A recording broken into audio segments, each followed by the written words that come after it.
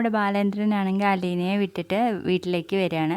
അന്നേരം ബബിയും കൃഷ്ണമോളും അവിടെ ഇരിക്കുന്നുണ്ടാവും. അപ്പോൾ ബാലേന്ദ്രനും കൂടെ അവിടെ ഇരുന്ന് സംസാരിക്കാൻ കേട്ടോ.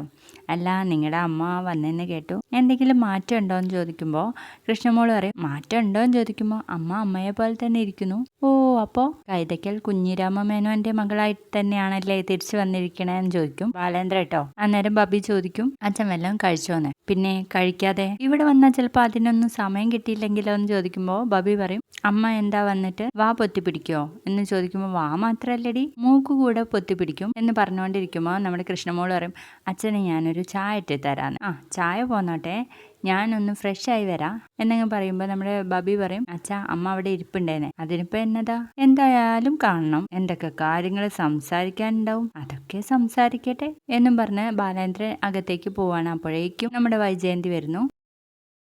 അങ്ങനെ നമ്മുടെ വൈജയന്തി വന്നിട്ട് ബാലേന്ദ്രൻ്റെ അടുത്ത് സംസാരിക്കുകയാണ്. ബാലേന്ദ്രൻ ഇന്നലെ എവിടെയായിരുന്നു?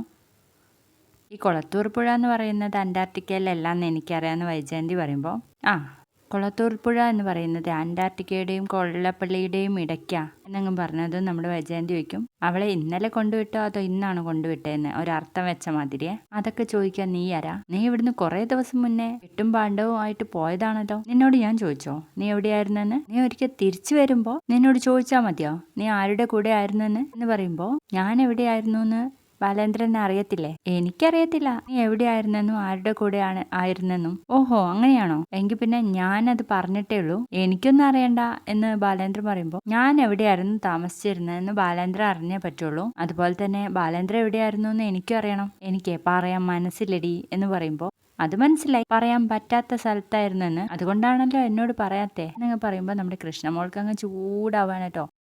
അങ്ങനെ വൈജയന്തി പറയുമ്പോൾ ബാലേന്ദ്രൻ ചോദിക്കും, ആരാ എന്തൊക്കെയോ മൂടി വെക്കുന്നത് അവനവന് തന്നെ അറിയുള്ളൂ എന്ന് പറയുമ്പോൾ, ഞാനാണോ മൂടി വെച്ചേ?